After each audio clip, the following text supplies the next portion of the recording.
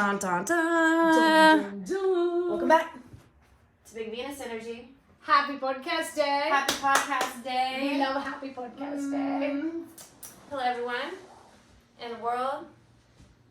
Here on our corner of the universe. We just were talking about this fact that we want to look at each other when we talk at the same time. We know the camera is out there. Mm-hmm. So this feels very hard sometimes to record. But good podcasting recording tends to have one recording one person, the other recording the other person, and puts it together. We are lazy.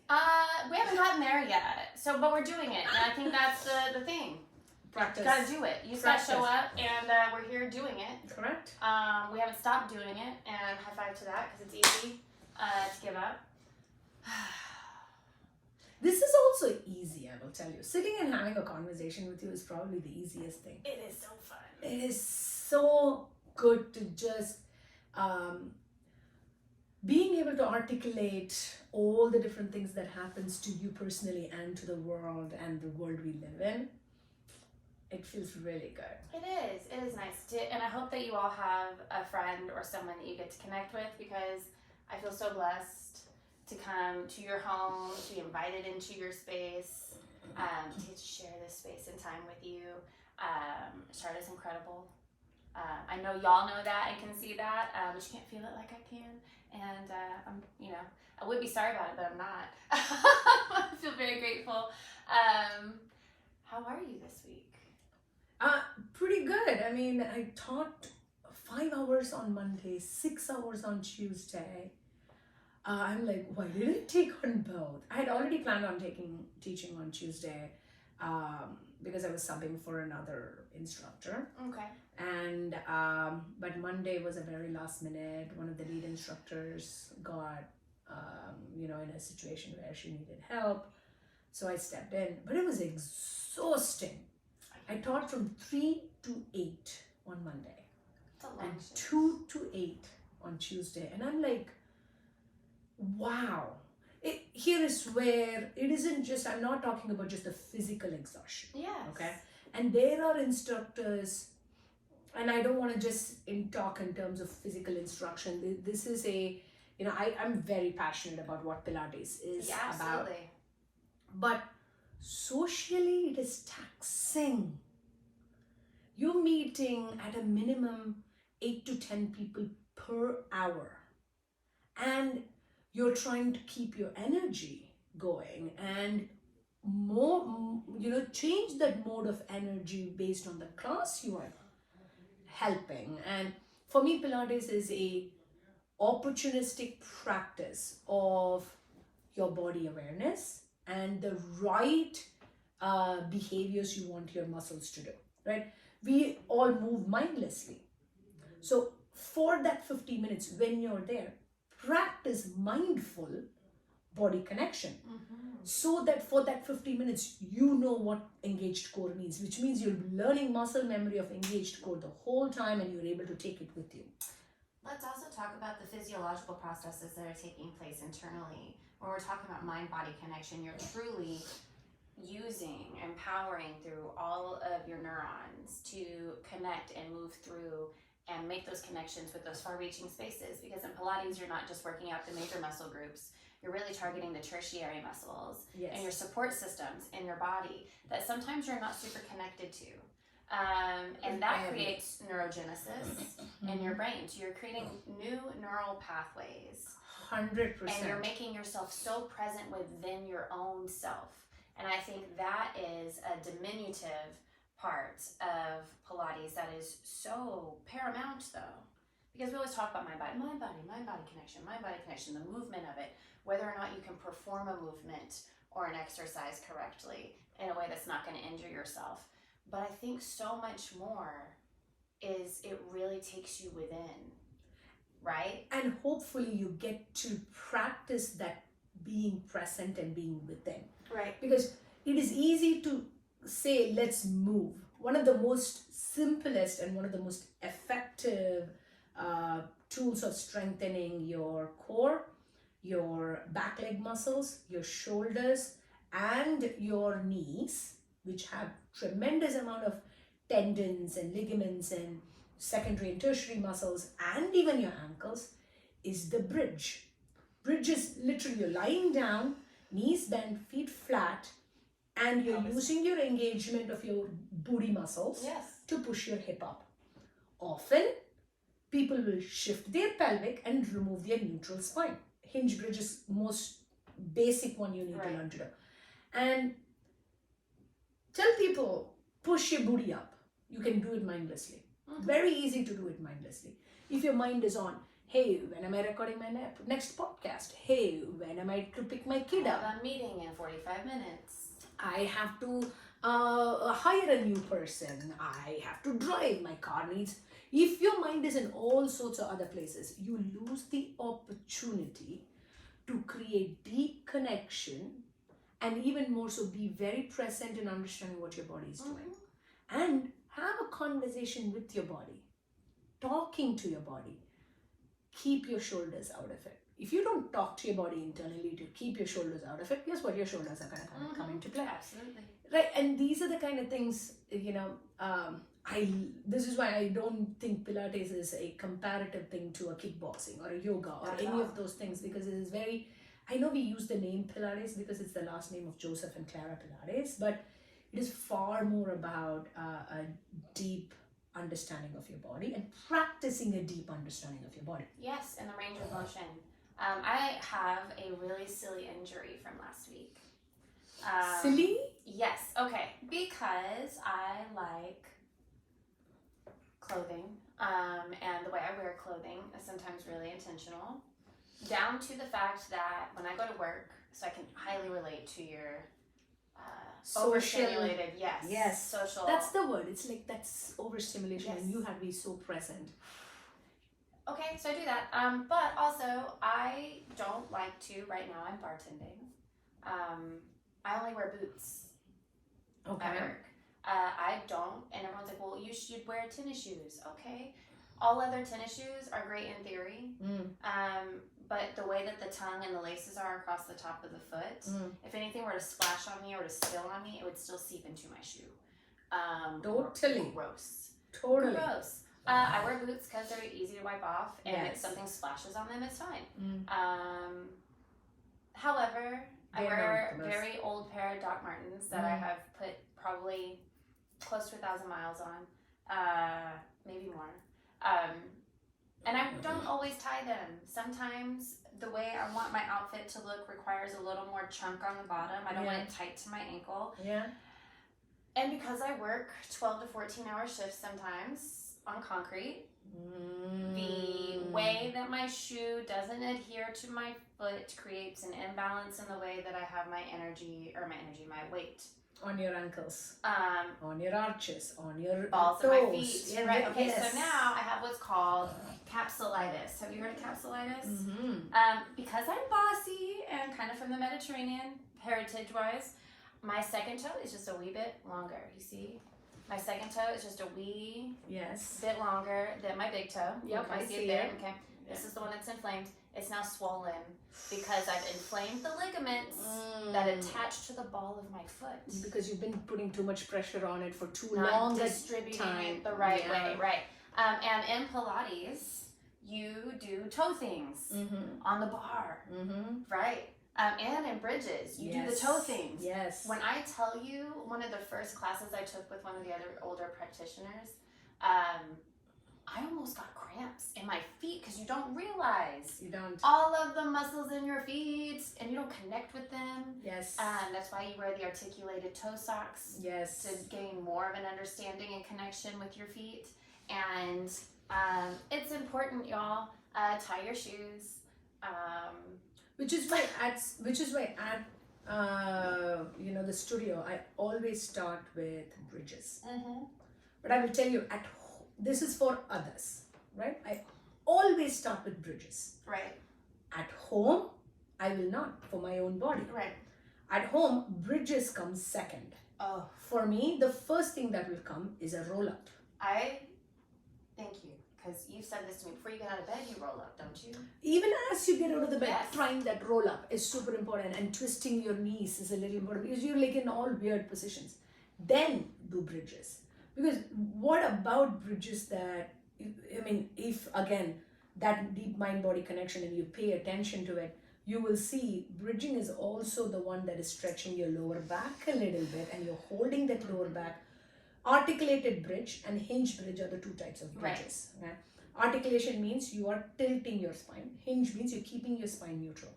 But the funny thing is, try squeezing your booty muscle and you will see how immediately we will all tilt our pelvic in when you squeeze your booty muscle, which you shouldn't. Right? When we lie down and can you squeeze your booty muscle without tilting your pelvic? Because the moment you tilt your pelvic, your spine is no longer in neutral. This I've been working with my clients quite a bit, even with my advanced level clients. I'm like, y'all, let's do a hinge bridge really, really well. Because most often I see instructors do hinge bridge, it is quick because they're trying to keep the spine neutral. They're like, move it quick and come back. Almost always I will see the moment it'll tilt, right? If you do things quickly, your brain is not paying attention to micro movements. So you gotta do it really slowly. Well, that's when the real strength comes in, and I think that's where the control factor happens. Totally. Right, because it's so easy to do something for a split second. It's so easy to do things even maybe for 2 or 3 seconds for a breath. I love the importance of, I want you to hold this for the inhale, and then on your exhale do this. Now I want you to do this for 2 breaths. Yes. Right?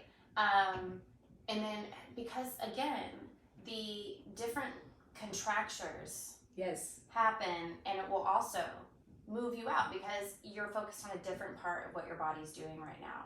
And I think being able to do them simultaneously is really important. So you're not only strengthening your muscles in your body, you're also strengthening your brain. 100%. Coordination. Right. Coordination, 100%. And I think that's really important. We can all get into mobility and range of motion and preservation of our hips and all of our major joints that carry us around. From the hips down, truly. And you can even put importance on any one body part as far as requirements for movement and mobility and the ability to do things in life. And we have to be tremendously grateful that we do have those things, that we can do Pilates and that we can do these movements and really access them. But there is a mindset change though, I will tell you. It's so funny, I want to say it's funny, but I was born and brought up in India, as you know, and my parents are visiting right now. And my mom, I used to help her when I had a reformer here to take 1 or 2 of my, walkthroughs. She had one day a little bit of knee swelling because she has arthritis and she's got knee surgeries, and she wanted to give it a rest, and since then she had not come back on the reformer. No longer do I have the reformer either. Couple of days ago, my parents had gone for their morning walk, come back, and I was asking them, do you guys want to do some stretches? I'm happy to walk you through some stretches. My dad's first reaction, he's 70, okay, he is turning 70, let's call it that. And his first reaction was, no, all we need is walk. And that's a mindset, right? Cardio, walking, good, but it is not enough. Actually, strengthening your muscles, using your muscles, far more important than cardio. Cardio will happen, and we tend to have had this shift in mindset that cardio is more important than strength training. Weight training is not for women. Strength training is weight training, right? The things, when women are between the age of 20 to 40, they tend to be in the childbearing, child rearing, and child raising times. During that time, they are lifting the child, they are holding many things in their hands, they are bending down, carrying big bags. Right, and holding and playing with the child. Yes. Do you know how often the play of a child is actually bridges? Oh. Right? You're lying down, you're holding the baby, and you're bobbing up and down. Those are all bridges. You're sitting, bobbing the kid on your thing. Those are heel raises and all of that stuff. Past 40, what happens? You start to slow down. You don't do those things. And often, if you had your child between 20 and 30, only when the child is up until about 5 are you doing some of these things. After that age, you're not doing things with the child at that level. Right. So you no longer are playing with the Play-Doh, digging with stuff. Like, you're not lifting and throwing your kid up or doing a Russell thing. None of those things that your muscles were now used to, you are incorporating. So post 40, muscle deterioration is so much faster. Yes, atrophy. And you'll notice it most often, and I say this because of my healthcare background. The reasons we saw such extreme declines in people through COVID is when you put someone on a ventilator, which is a breathing machine, something that helps your lungs breathe. Your lungs will immediately start to deteriorate. They will immediately start to atrophy. So that's why it's so important that if you do go on a ventilator, that you come off of it as quickly as possible, because the atrophy is hard to compensate for at the end. It's really hard to strengthen those places again. It's scary to watch that, right? So I think that while I enjoy a lot of the work from home things that are happening, I think that makes stuff really accessible. I think it makes childcare and being a more present parent more accessible to some people. I do think we're having a hard time striking a balance, because if you do work from home, it will obviously take your presence away from your home space and make it much more easier for you to retreat. Like, I have some work to do.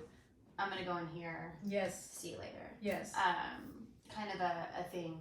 But the sitting, office jobs, the sitting, oh my gosh, how detrimental to our spinal health, to our pelvic and hip health. We're tired because our brains are tired, right? Not because our bodies are necessarily tired, but our brains are. And so we're not getting that movement.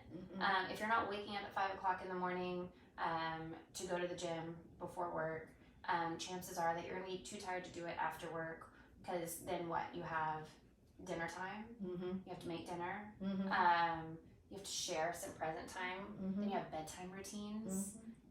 When are you getting that in? And if you do get like an after dinner walk, I do see a lot of families, later at night going for walks. I think that's beautiful, but it's still not that kind of ramp up strength training, resistance training that we're getting to kind of preserve. 100%. Yeah. That and you do need them, because there's so many more chemical reactions that are happening on a very basal level. Right? And we see this happening from a very young age, because from the grade of about 3 or 4, there is a lot more sitting and writing kind of thing. And when I notice my son, who's an 8th grader, they are now walking from class to class, which is not a bad thing. But the weight he carries in the backpack, what happens? You're like this, because you're trying to carry that weight. You're not able to get to here. You're like this. Right? Oh, I'm trying to carry the weight. We're all guilty of it, right? And the kind of prioritization we make in our life to gain better intellectual book knowledge so that we can convert it to a monetary career seems to come at the cost of growing yourself mentally and strengthening yourself physically and psychologically. Yes. I have something, I'll grab my phone in a minute to read to you. You just sunk into the back, like really comfortable. It's very comfy. I'm gonna get comfy for a minute. I want to talk about, because right now what we've been talking about is the way that we prioritize physical health and social health, and how that fits into having a traditional family life, right? And what we are seeing right now play out on the grand stage here in the United States, at least, is the battle for traditional family values, right? We're experiencing kind of a very antagonistic level of political campaigns play out, right? And I was thinking about it on the way here, and I've seen a lot of videos. I want to bring up Tim Walz. I want to bring up Kamala. I want to talk about when we're looking at the moderate, because there are so many people who are very concerned with being seen as a Democrat or being seen as a liberal, because we've made these terms kind of a stigma, at least here, especially because we live in Texas. I saw a man yesterday. I try not to get angry. There is a deep rage that lives within me that I'm making peace with every day. But he's got a big Texas flag in the back of his Avalanche. He's got another flag that's got an orange person in a cowboy hat and his name on it, and it says outlaw on the bottom. And I'm just like, he's got a cowboy hat in his dashboard, and he's got one of those personalized license plate that has a deer head on it, and it's just like, you know. But when we talk about an accessible family, when you want to look at who's really being represented, that person's not it. No. And neither are the running mates. That person's not it. So when I sit there and I look at, I had no idea about Minnesota and their politics until recently. I know. They have not made waves. As a governor, he has not made waves. He is a person who had a DUI. He was a teacher. Those are the kinds of things that we all talk about every single day of our lives. And it gives me hope that right now there is a candidate that has the same level of value in our communities, who has lived through being in the public school system, who has codified and made sure that reproductive rights are available in his state. But do you want to know about our state? Our governor loves attention. Who I will call Hot Wheels, but he was crushed by a tree, I believe, that led to his paralyzation and further put him in a wheelchair. We have a disabled in Texas. Who doesn't seem to have empathy then? No, he made law. He brought and signed into law litigation that would prevent anyone from having the same level of financial retribution from being crushed by a tree and paralyzed after that. He circumvented the system and then made it impossible for anyone to do the same thing that he did. That helped him be successful. Not only that, he has taken vulnerable populations and shipped them to other states, unprepared for anything.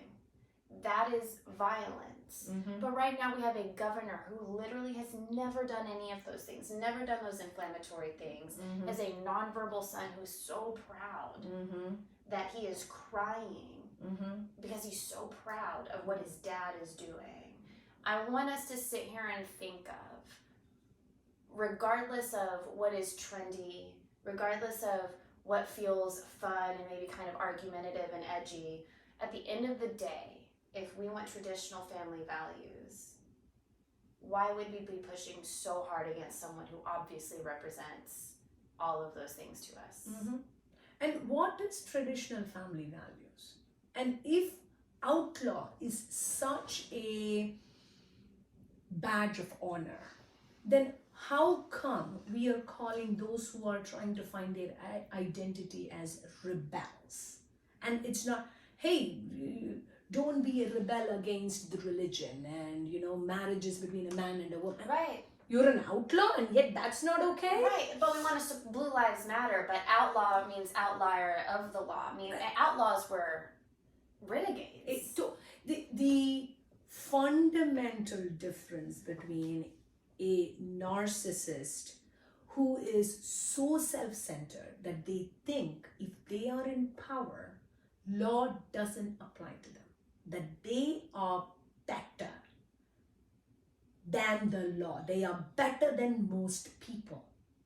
When that is a divide that gets created, when I get to say I am different than you, I am better than you, you are not as good as me, you therefore will not get what I got. We already have problems of equity in equality issues. Absolutely, and that's the other thing is when we start to talk about social services, when we start to talk about access to healthcare, people are like, what do you want to be, a communist? What are you, a socialist? This is not communism. I know, exactly. But I want to read something to you. I think it's really hilarious because I'm always preaching to people. I always have a tiny microphone. You see me, I will talk. into this microphone that I carry everywhere. I have a muddler at work that I talk into, so it makes me look less crazy. I don't know how well that actually works when they find out that it's not a microphone. Her voice is loud enough though. Yeah, someone the other day was like, wow, you're so loud. And I was an all-American cheerleader. Where did I save it from? The problem is not simply that capitalism produces too much, but that it produces the wrong stuff. Mm-hmm. SUVs, fast fashion, and planned obsolescence instead of public transit, affordable housing, and universal health care. It overuses resources and still fails to meet even basic needs. Mm-hmm. In this respect, it is a wildly inefficient system. This is the sort of irrationality you will get when production is organized around the interests of corporate profit and elite accumulation rather than around human well-being and ecology. And that to me was such a succinct, dissection of the real problem. 100%. My husband and I've been noticing this everywhere we go, and my husband and we started having a lot more conversations about want versus need. Mm-hmm. And being as best as we can simplistic and Right. trying to be. I mean, we live in Texas and everything is excess, and we have so much excess. Yes. I mean, there's no question about it. What a privilege we get to have a room for ourselves, that we get to do this with, Absolutely. take time from our life. We were at Costco and we were at Walmart for 2 different times, but 2 Right. different reasons. And we saw, this is what? It's still in August. Yes. And we are seeing fall clothing come in, Mm-hmm. right? Winter clothing come in. Most of the summer and spring clothing had not been sold off. No. The quantity produced cannot be bought and is not needed for this community we live in. No. The excess that is being bought Mm-hmm. or created is therefore told as consumerism at the core of it. Mm-hmm. Consume more and more and more. I have to give up my money for dopamine hit, right? What makes me feel good? And we have been programmed so much about this dopamine. Do the joy, do the things for, pleasure. Right. Absolutely. Please go forth with joy and pleasure. However, understand what is short-lived. Understand that you're paying into somebody else. You don't need a t-shirt. Can be worn many, many, many times. The Grinch might have been onto something. Mm-hmm. He might have. We have to ask ourselves, why do we need so many boxes of cereal? Why do we need so many bags of chips? Why do we need so many pairs of jeans and shorts? It is insane. How many beach volleyballs do you need in your house? One in what? 10 years? One in 5 years? So what is getting produced? How much is getting produced? It's true. If every household should have a beach volleyball, because there is joy in playing beach volleyball, I think we have produced enough for every family to have. I bet 8 billion beach volleyballs have been produced. Oh, yes. And it's not 8 billion households. So let's divide 8 billion by 3. That's about 2.8 billion households. Well, then we even get into households. So many people aren't being able to purchase homes because so many of these real estate entities are purchasing homes for Airbnb, which has become largely by and by way more predatory and problematic than it was in the beginning. I think at the beginning, in its concept and its inception, was really neat. Mm-hmm. The ability to be able to go and rent a vacation home instead of having to stay in a hotel or a resort.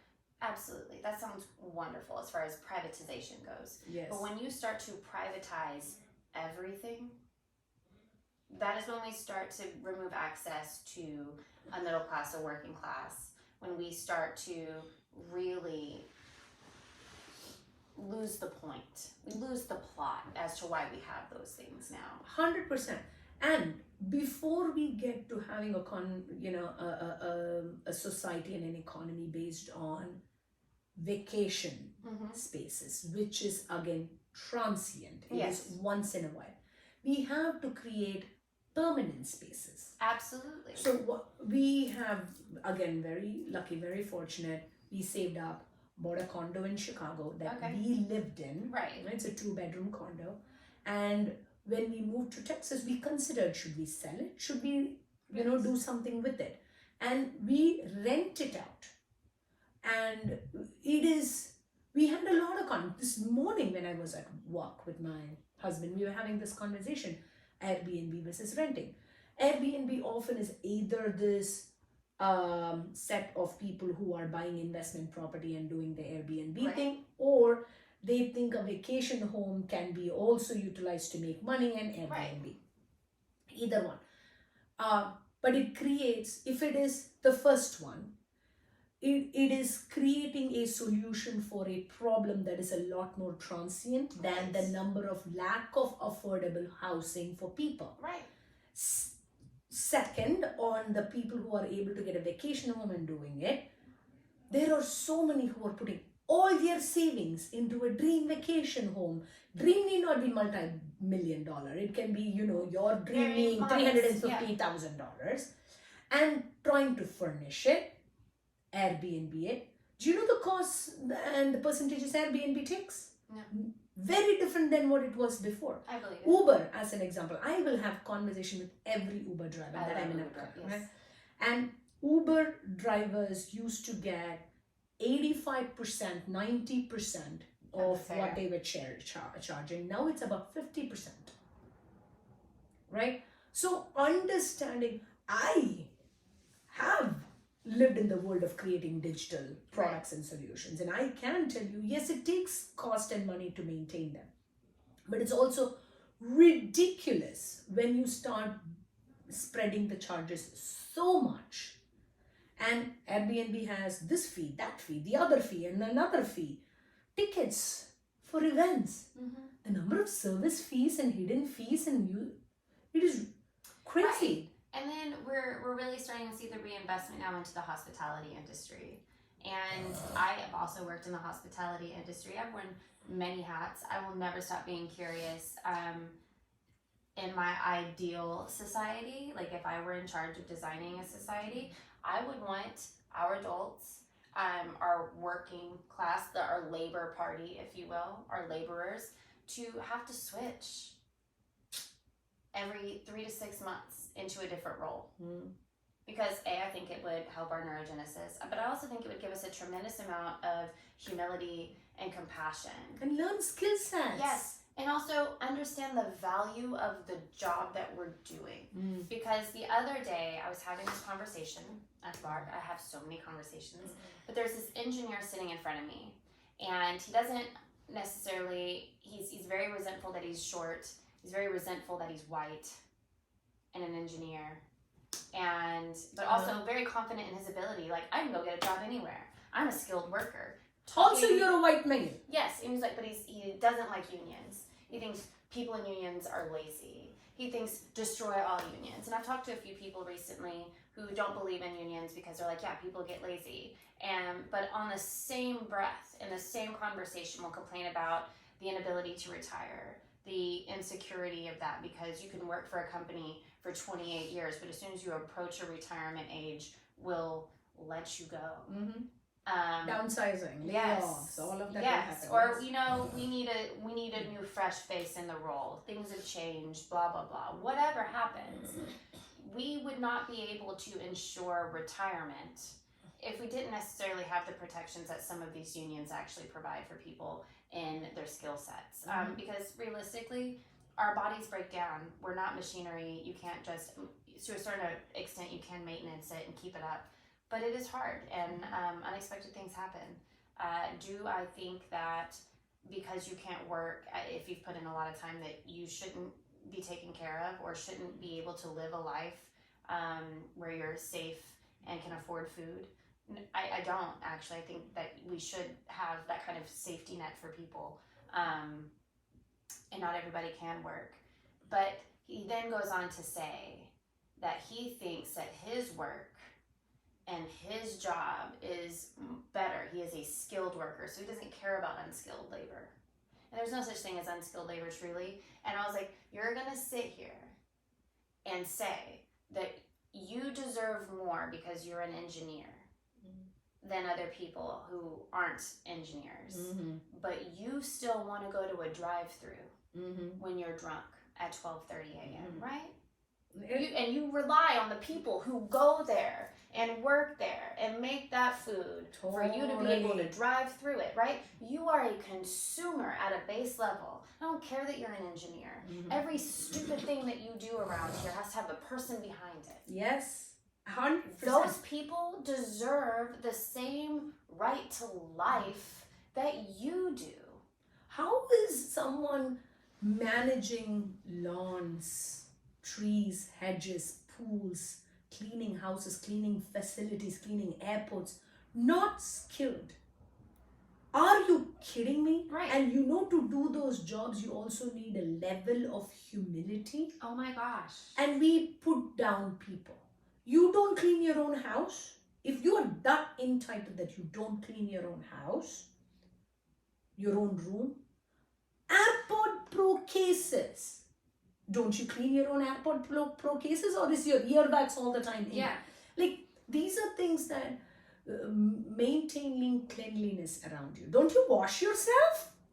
Do you have, like, I don't know, 10 people disrobing you and scrubbing you down and whatnot? Like, let's not take away the dignity of work. Absolutely. Let's not put having learned a language. Programming language is a language and it changes as additional skill set. Very privileged. And we're noticing that Very too privileged.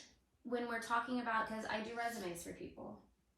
I remake resumes, I reformat resumes, I will change the language because the algorithm change. You are incredible with words. I appreciate that.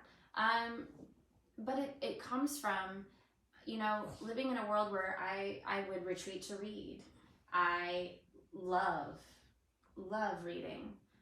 It is a great escape for my brain. It's really good for me because I'm an overthinker to, you know, train and focus. However, what you notice is when we're talking about the way language changes, the way we use as words changing, the way slang makes its way into our regular terminology. Like skibbity? Yes, oh my gosh, Sigma. Can't Love handle Sigma. it. Yeah, no, you're so Sigma. I don't know. But I think it's really indicative of how far removed we are from the things that we say. And I notice this a lot in religion. So very recently I encountered this and it backfired on me. But there is a person that I decided to help. I didn't know that they needed as much help as they require until after the fact. They were out there with their tarot cards. And I would just like to say, as a person of woo, you meet woo people who are a little rough. Yeah, okay. So the personalities, in case you guys are wondering what woo is, personality tests that actually are able to identify different aspects of you. Woo is one of that.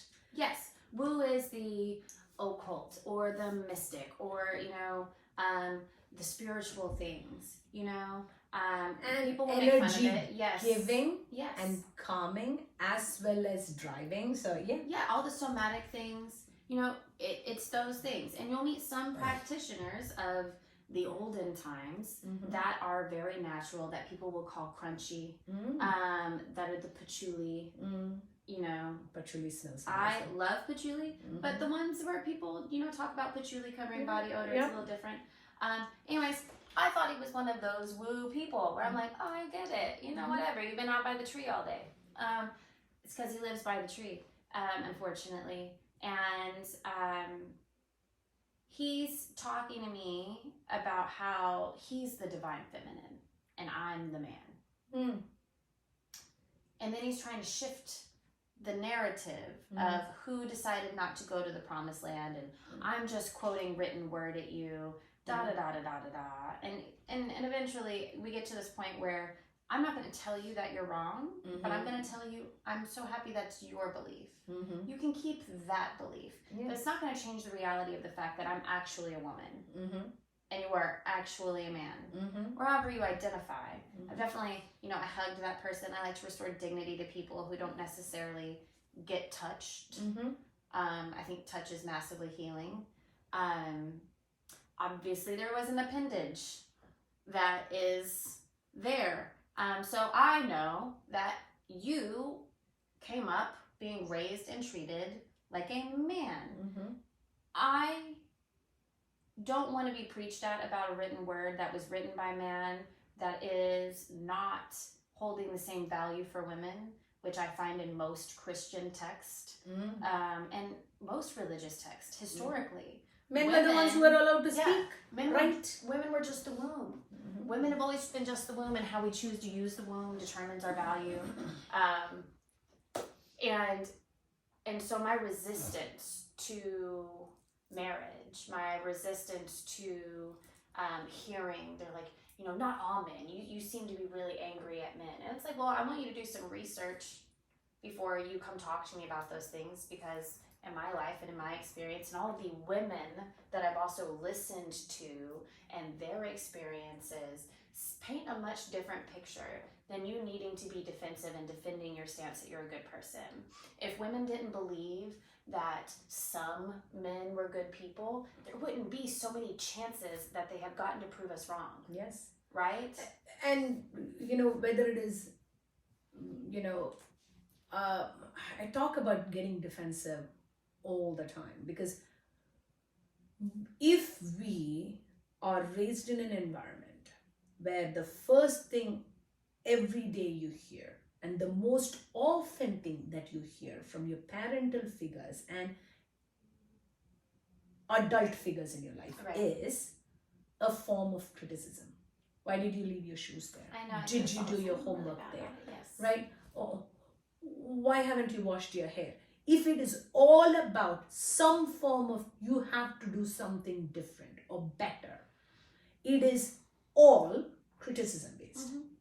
How often do we talk to let's not talk about our kids. Let's talk about when we were kids, right? How often we were told more, good morning, how are you feeling? What did you dream? What do you want to eat? Like positive elements of you looking fresh today. Let's talk about a creative idea. Oh, that is so smart. Oh, that's your choice of clothing. You look so cute. Yeah. You look so smart. You worked out. That's a strong workout. Criticism comes, finding fault comes before, because we are constantly looking at be better. And guess more importantly than what not is, I will tell you the areas you need to be better at. Really good at pointing out other people. Right. And so this level of entitlement starts happening, right? So men over women, upper caste over lower caste, wealthy over the poor, white over the color, like all of these. Or you will see in society a 40-year-old man who's unmarried being considered a catch. Where if you have a 40-year-old unmarried woman, it's, well, what's wrong with you? Why aren't you married? You seem so great. You seem really good at a bunch of things. You're obviously wife material. What's wrong with you? Are you crazy? Is it a personality problem? Not a catch anymore. Right. It's just really interesting to see the dynamic and the way things shift. To see so many things play out in ways that I don't know why aren't we focused on critical thinking skills outside of K through 3rd grade? Is it in K through 3rd grade critical thinking skills available? I remember critical thinking skills being taught personally to me, but I also know that the curriculums have changed. Give me an example of a critical thinking skill that was taught at that age. I can't recall at this point, but I remember, I think it was in reading, right? Where you start to, when they're starting to teach comprehension and foreshadowing, right? Or just an implication of something. What do we know happened but wasn't explicitly stated, right? Those kinds of things. Or in science, when they're starting to build a hypothesis and create an experiment to test it, right? Those kinds of critical thinking skills. I think it's a really interesting point that you make. I think those who are lucky to go to schools that have teachers who see the way of teaching through critical thinking Mm-hmm. isn't as prevalent, especially as in the US, as I have seen as an example, when you tighten the standards of The teaching, standardized testings, yes. right? You no longer are having too much of critical thinking skills. So I get the point you're trying to make in that regard. I'm also, one of the things I am currently enjoying, I'm literally having this conversation with my husband again. The pressure that I felt in my life from a very young age to be constantly productive. Be productive. Do something. Be productive. Instagram is filled with this. TikTok is filled with this. Set goals. Set small goals and achieve the goals. Keep pushing yourself to achieve goals. Exhausting! At what point did we all lose the opportunity to just enjoy what is in front of us and try all this? Is me getting really exhausted with the fact that I have to be constantly productive and not creative for the sake of play. Yes, because We now lost there's play. monetized hobbies, Correct. right? I've sat in front of someone, Ari's first week of school. Let's run a tangent a little bit. Ari's first week of school, she didn't want to go to school on Friday. Now this is her first school that is 3 floors. This is her first school where she has the changing of classes that doesn't follow any one of her peers. She's in 5th grade? 5th grade. She just went from elementary to intermediate school. And so she's having a change. And then every day of the week she has a different 4th period. Okay? And so I made her a schedule that kind of outlined, and then there were dots here for the days of the week, and I put the dots on what day she had the classes, and then also wrote them in a column. So there was multiple ways for her to read this sheet and for it to make sense in an engaging way, with different colors for the different floors that she would be on. But on Friday she didn't want to go. And I understood, because she's also been dealing with anxiety. We have a psychological evaluation to make sure that she's getting the right accommodations at school, and that she's going to meet a right therapist to help her, right? I'm really excited about those things. But I let her stay home because we're not there yet. We haven't had the evaluation. She doesn't have a therapist yet. We're still dealing with incredible amounts of anxiety in a 10-year-old. And how often when we were 10-year-old, or how often currently some 10-year-olds who are being parented are said, just go to school. Yes, because we must sit and have a conversation. Yeah. Right? It's scary. Yes. It is absolutely scary. So, okay. And then I'm sitting across from this couple. One of them is a teacher who has just started going back to school, is super overstimulated. And her boyfriend, who, let's hilariously say, she breaks up with him often, because as much as he dotes on her and adores her, he's also kind of a turd. Because he'll sit there and be like, well, what about, when she goes to college or something, or da-da-da-da-da. And I was like, because I was talking about her mental health.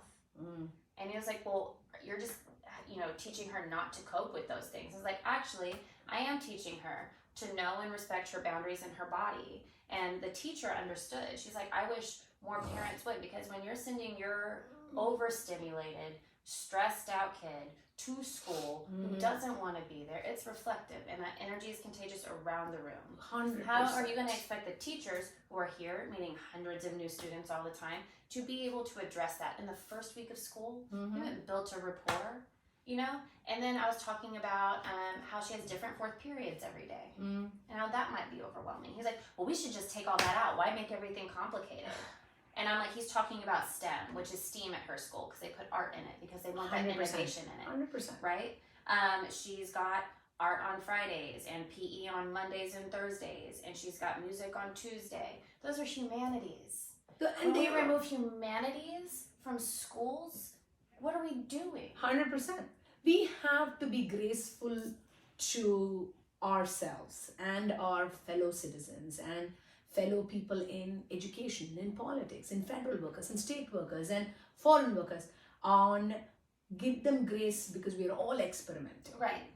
We are all experimenting. But when an experiment hurts, you got to be able to acknowledge that there are failings in the experiment. Right. And we have to start thinking about how can we help it not become systemic. Right? I have a friend a mom friend, you met her, Liz. Yes. She has 3 kids. She has anxiety. Her kids have anxiety. Your kid has anxiety. I bet my kid has anxiety. But if we don't talk about it, if we sweep it under the rug, if we say, toughen up, Right.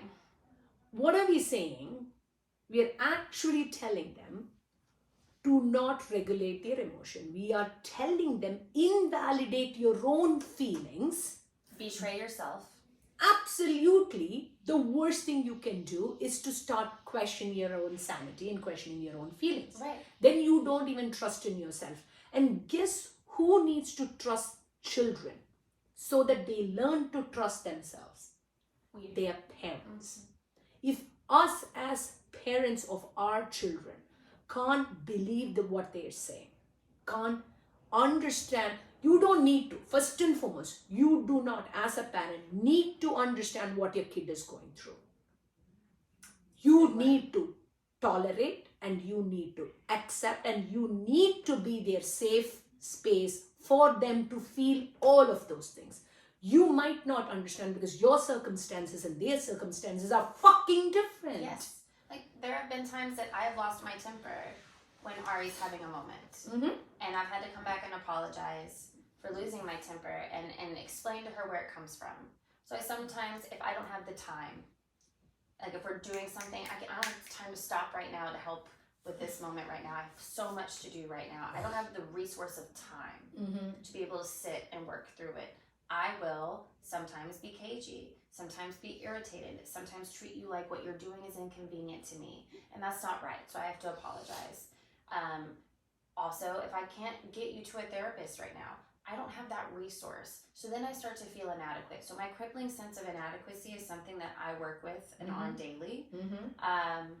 And so I sit there and I analyze and self-reflect, and I put that in my apology to my child because I want her to understand what you're going through is valid. And I'm sorry about the way I reacted to something that I didn't understand or that I couldn't cope with in that amount of time. And that's why right now, while she's 10, I want her to have that space to be able to learn and cope and understand what she needs in those moments.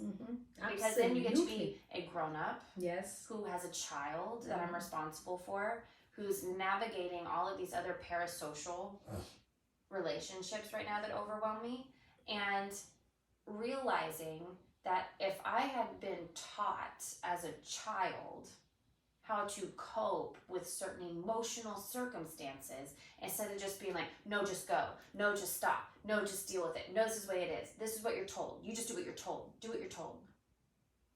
And it is also not necessarily what we are trying to do is make things easy. No. That is not. This is why when the person who was reacting to it saying, why don't we just simplify the system? Why don't we just remove this stuff? It's not about making it simpler or easier. It is about understanding how to navigate through whatever looks like complexity. Like my kid was breezing through school the first few years. And now he is like, I'm bored. Yes. This is not interesting. It's not engaging me. It is not. You are not showing, they're learning algebra. He's 8th grade. Algebra is a high school level course. He's on whatever reason, he chose the advance and he's able to do it. And, he's in algebra. And he's like, yeah, it's okay. No, it's okay. It's not very interesting. Because I have asked the question, I bet you have asked the question, and now this generation asking the question, tell me the applicability of algebra. Right. Because all of that has now become programmed in technology, right? But guess what is at a human level applicable? Probability. Yes. Guess what else is applicable? Financial literacy. Guess what else is applicable? Statistics. Right? These are things you can use every single day. How to manage a fucking budget. Those things, and yes, also when we're talking about like mathematics, I think when you want to build something, if you need to set something up, you do need to understand certain angles, you know, how to calculate certain things. I do find them somewhat applicable. We don't teach them in what ways they are applicable. Therein lies the problem. Right. Therein lies the biggest problem. If you teach theory, because I learned theory, Right. I loved algebra, I loved trigonometry, I loved the theory part of it. But where trigonometry is most applicable is in civil engineering. Yes. Where algebra is most applicable is in most programming. Yes. Right? Most programming, especially when you start having models. Right. You put in. Algebra is important, but you don't realize it. You teach concepts and theory at an age where they do not have an appreciation for it, which means you are telling them, don't ask questions. I don't care. Just do. Your point previously. I want to know why, as an adult sitting at a bar after an 8-hour shift of work, is thinking that children are somehow not experiencing the same level of strenuous exhaustion from being taught for 8 hours a day in a school. And typically, they have to go to school before most people go to work, and they can't be picked up from an after-school care program until after the people get off of work. So you're at work for a shorter amount of time than your children are at a school. Yes. My child riots. She's like, I don't get paid to go to school and follow your rules and make these grades and behave in this way and wear the clothes that you deem appropriate for me to wear. I do it for nothing. Yes. You're so asking you can tell me someone, I'm not good at it? Yes. It is. She is incredibly smart. First of all, incredibly smart, okay? But, you know, with AJ, we had this conversation where when summer started, I literally like, do whatever. Right. Chill the up. Yes. Enjoy it. Be a kid. Be a kid. But I also said, babe, this is not because you need to do what I tell you to do. However, I would be remiss as a parent and coach for you. You can't sit all day, babe. It's not going to be good for your body. No, it's not good for this. Your mental health. You're going to get groggy and angry. And you're atrophying your muscles. Okay? Right. You want to play video games? Absolutely. I think video games are incredibly fun, especially strategy video games. Yes. Especially multiplayer strategy video games. Fun. You add characters, you have this, you have that. I think it is incredible. But please move your body, right? You got to understand why you move your body. Find ways to move your body for the right, you know, you want to go to the recreation center, great. Let's go play table tennis. Yeah. Let's go, he doesn't want to do push-ups, but things like that, right? Tennis. So he didn't do anything for the first 2-3 weeks. 3 weeks of summer vacation, and I let him chill. Then 3 weeks we traveled to Europe. Right. Even there, because we had, you know, things we wanted to see, we included him. What do you want to see in Paris? We'll include it. What do you want to see in Italy? We'll include it. When we couldn't include, we had a conversation. Sorry, babe, this is a complete hour and a half out of the way. We do not have the right transportation, nor do we have the right thing. How about we do instead this, and we did pumping instead of something else he wanted to do. Okay. Even there, we let him have his own time at the hotel, few times a week, couple of times a week, so that he didn't feel rushed. Right. It was a summer vacation. Okay, we will go for dinner. Be safe. We will check in on you. Right. You want to wake up late? No problem. Me and Dad will go downstairs and have breakfast. Have the bedroom to yourself. Right. Kind of an accommodation. When he came back, we said, you got to start moving your body. Yeah. Let's get to camp. So he went to just tennis camp. Nothing else, right? When he was younger, we would have many camps. Yes. As he got older, we are like, you're a little older. I'm going to let you choose. I'm going to let you do this. But Ari's questions are so valid. What are, when I asked AJ, school is not interesting, I get it. Tell me what you would like to do with your time. I had this conversation with him. What would you like to do with your time? At some point, you want to be independent. You want to be self-sufficient. Right. How would you like to get there? What can I do to help you? Eventually, you can drive. You can make a job with Uber. Okay? You already know enough financial literacy because, since he was like 2-3 years old, I would be like, is this a right? Is this a left? Is this a penny? Is this a dime? Right. How much is this apple? Like all sorts of like small things. But if you want to experiment other things, the opportunity at school, which sucks when they tell you to hit rigid Right. stuff, but the opportunity is you get to meet and engage with a population that is from your community, which is a little bit on a safer scale. Right. Then you get to college, it's at a larger scale. These kids are already at a larger scale. Yes. With social media. We don't realize it, that they see a slice of the world via social media, which is not a bad thing. But they also see how much money they can make because we're a capitalistic society. And it started with the unboxing videos. Oh, did it? We were start talking with about the capitalism and dopamine. I have to battle this. But my child is on some of these medias. Mm-hmm. Ari has a YouTube channel Mm-hmm. and also an Instagram Mm-hmm. where she is so informed. Mm-hmm. She has made community posts about Project 2025 and their implications and the effects on children. My 10-year-old daughter has a community post and videos talking about what Project 2025 means. Send it to me, I want to see. Okay. Uh-huh. And she does not care if she misspells something. She's like, okay, grammar police doesn't change what I said, Mm-hmm. right? Like, okay, yeah, I go to Grammar school. police, Yes, stop with the perfection Yes, requirement. Okay? exactly, Stop it. exactly. And I love that for her.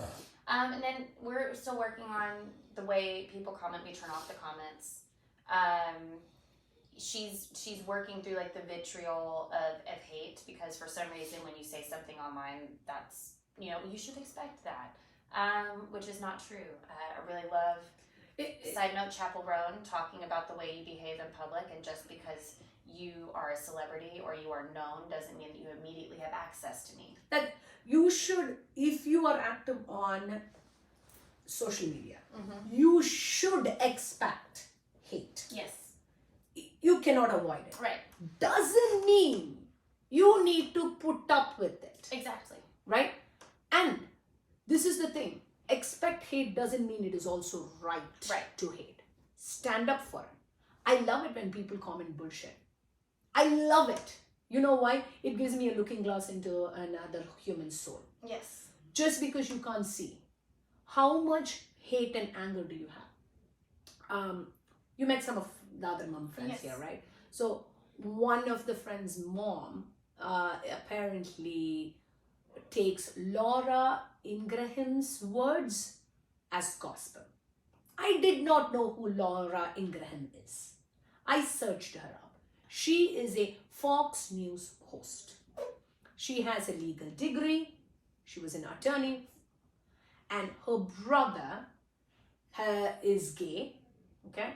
He and his partner had AIDS. They fought to, have the partner. And he has called his sister monster.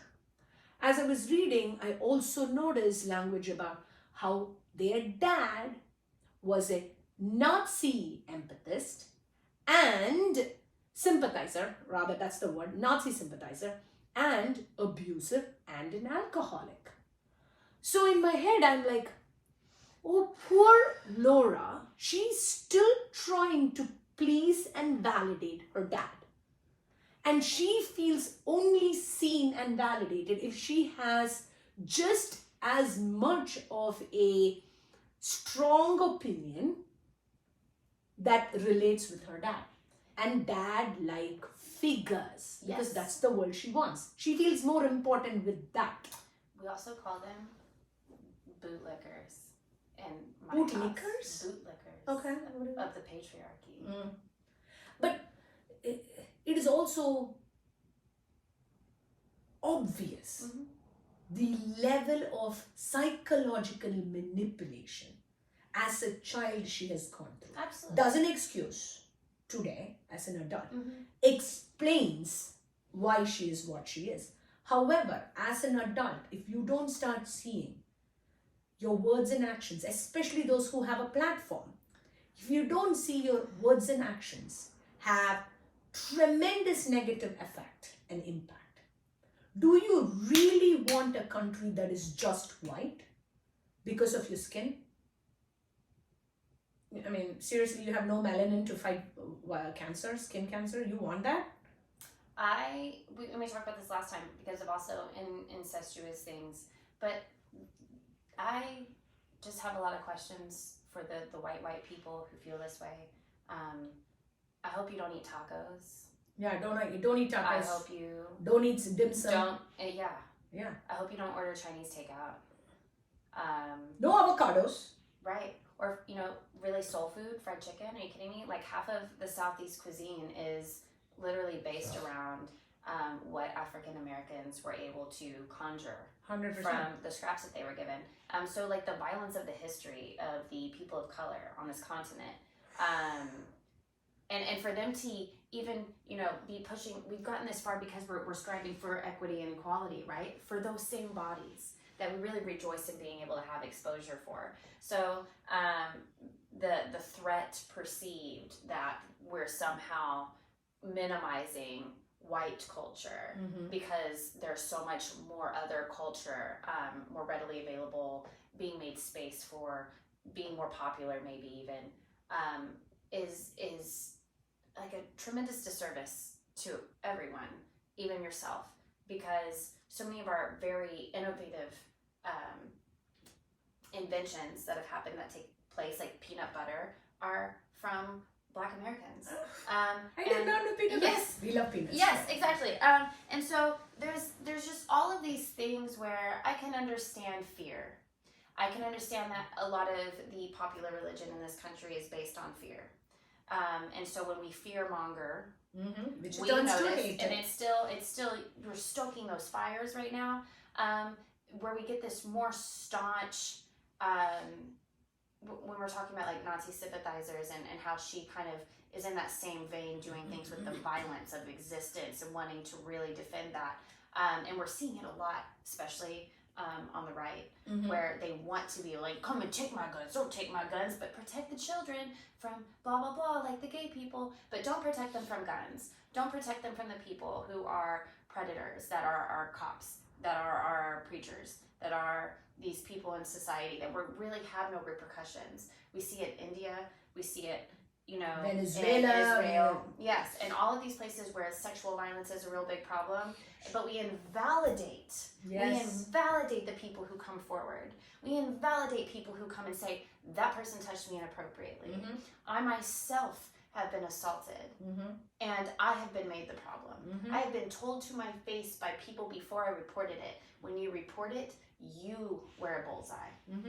Why on earth are we allowing all of these things to take place without certain repercussions for these very terrible things, and we're defending them?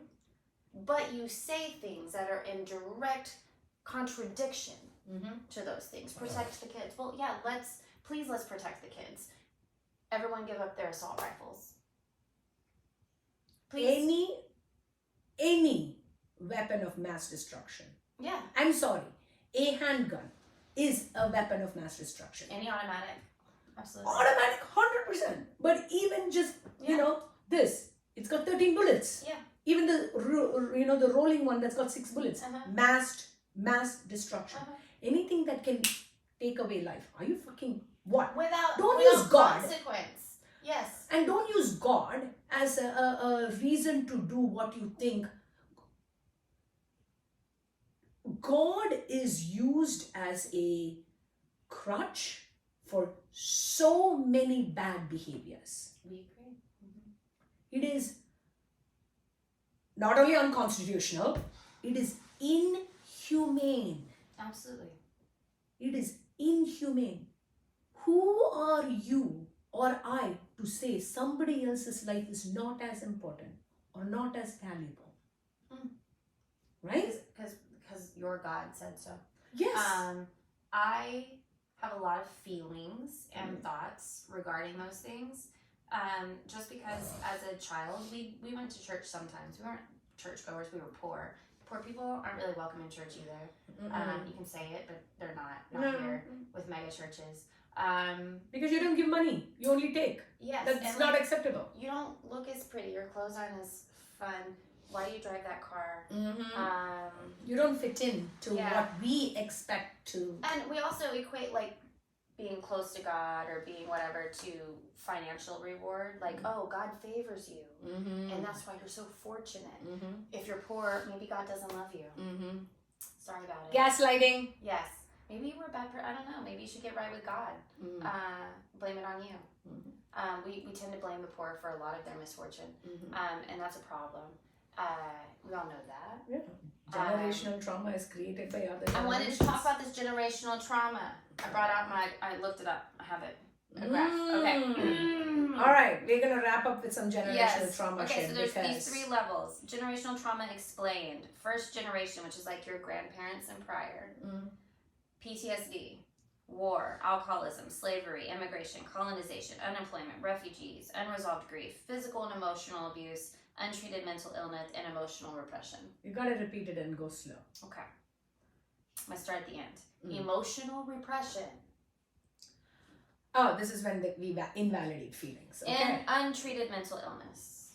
We're not acknowledging depression and anxiety as real things. Or even sweeping under your reading difficulty. Absolutely. Right? Physical and emotional abuse, because beating your children and being mean to them and berating them was a normal practice back in the day. Because that's the way to discipline. Unresolved grief. Get over it. Refugees. Yes. Unemployment. The Great Depression. Colonization.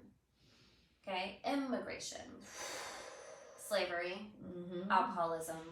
War. And PTSD. Okay. You know, PTSD covers a lot of stuff like assault, rape, any sort of accidents. And any trauma that you experience. Trauma. And then you get CPTSD when you compound traumas. 100%. Okay. We all have it, dude. We all have it. I will tell you, when people get defensive, it is a telltale symptom of PTSD because it is because of trauma that was from emotional suppression. And what is the second one after emotional suppression? Untreated mental illness. Untreated mental this thing. So now let's talk about the second generation. The people who are raised by this first generation. Okay? Parents. Your parents. Physical and emotional abuse. Yes. Untreated mental illness. Yes. Low self-esteem. Substance abuse. PTSD and CPTSD. Financial stress. Yes. Emotional repression. Yes. Racism. Sexism. Fearfulness. And lack of trust in others. Okay. 100%. That's what we're seeing. Yes. This happened. These people were raised by these people and this happened. Yes. And now let's talk about us. Third generation. Yes. You. Okay. You're going to share this with us? Yeah, I can share it. Yes, please do. Anxiety. Depression. Low self-esteem. Self-destructive coping mechanisms. Shame. Hypervigilance. Disassociation. People-pleasing. Dysregulated nervous system. Extreme reactivity to stress. Intrusive thoughts. And emotional repression. All centered around PTSD and CPTSD. Now this is how we're watching. Complex traumas go from one to the other in generational perspective. We're not acknowledging it in a systemic level. We're not acknowledging, we're all like, oh, there's a mental health crisis. It's because of social media. Actually, maybe it's because half of the people out there were abused by war veterans who didn't have, or refugees who came to this country. And then, we don't even talk about how in the 40s, our Japanese population was literally put in concentration camps in California. Imagine. We haven't reconciled any of it. Yes, and we have to take responsibility for what has happened. And more importantly, we have to introspect to take responsibility for the emotional baggage and damage and psychological baggage and damage it has created. Um, you know, please do share, Yes. right? It's interesting, as you were reading, you were talking about the first generation, second generation, us, and I was like, there are elements there that fit me on every generation. Absolutely. Because I am having the generational trauma of having raised in India, where my parents were born after the freedom, independence of India. Right. However, they were raised by parents who went through Right. the freedom struggle, who were raised by parents who went through colonization Right. at heights. And then now I am that generation that also is an immigrant here, right? So you have all of these, I am not a one multi-layered, multi-layered elements of trauma. Yes. Right, you're working through. This is very much a opportunity for us to take time to sit with it and think, and please write. Yes. Each and every one, talk about, hey, how did you feel? It is not about blame. This is not about blame. Okay, we always, when we start writing about our childhood, we start about, but I love my parents, and just to even talk about some of those things we think is disrespectful, and as if we don't love them, doesn't take away from that, and we have to still talk about it. How was your emotion suppressed? Because the moment you start writing it, you start understanding it, you're actually in the path to forgiveness versus anger with your parents on certain things, because then you start understanding where they came from. My dad's mom, my dad was the first of 4 boys. Okay. My dad's mom had my dad when she was 24. But guess how old she was when she got married or married off? 14. She was 14. Oh my God. Right. And married off to a man who was 8-10 years older than her. Yes. And then expected to consummate. Yes. And bear children within the first few years. Right. They didn't have children. I don't know what that world looked like for her. And with her children, she was expecting somebody to show her love, to show her presence, and so she pushed it in a way that she demanded it. Right? I'm not a big fan of my grandma, but I have so much empathy for her now than I did when I was 10 years old or even 20 years old. Right? I have had to work through my anger and resentment issues with my grandparents and my parents. Not because I don't love them, not because they don't love me, but the way they thought love needs to be shown. The way they used cop mentality to tell us what to do because they think they know better. That point of view, when you're richer, you think you know better how to manage money. When you are whiter, you know how to manage society better. When you're a male, you think you know better in some areas. I don't want to say. When you're a woman, you think you know better to raise children. This comes on multiple levels. Like women, we have our prejudices. Absolutely. When you're a woman, you think you know better to how to manage a house. So on and so forth. I do not. Yes, she does. But regardless. It is, if we don't see our own biases. Yes. All of this to say, and we're going to end on like probably the same note very often. Be more gentle with other people. And with yourself. You have no idea how they were raised, what they're going through daily, if they're overwhelmed, what they're dealing with. And also be more gentle with yourself. Write about it. We summoned you here to inspect our values and try to leave more nuanced, beautiful people, trying to be out in the world, being better neighbors. And I hope we're getting there. Absolutely. I hope these conversations are relatable. Absolutely. And I hope these conversations feel like you're listening to girlfriends talk about with you and you're participating in it. So please, have these conversations with your friends and find the right friend or two to be able to have deep conversations. Yes. And it's a two-way. Not arguments. Correct. It's two-way. It's a discuss with vulnerabilities, see what you've learned. And I highly recommend you write. Yes. For your own purposes. Write. Think. Even if you are angry is a symptom. Write down, I am angry. what am I angry at? Who am I angry at? Then the most important part of it is, why am I angry? Because anger often comes from fear, hurt, all of the trauma. So, and when you acknowledge that anger and you feel it, you also need to move through it, because as powerful of a motivator as anger is, we have to channel it and move it, because if we hold it, it can also make us sick. So, oh yeah, 100%. move your bodies, whether that's dancing, stretching, walking, you know. Axe throwing. Dude, we gotta Toe do raises axe when we throwing. brush your teeth. We gotta do axe throwing. I would love to axe throw. Yes. All we right. gotta take our kids too. But until next time, we love you, love you, love you, and we'll see you soon. Bye. That was a long ass episode. It was.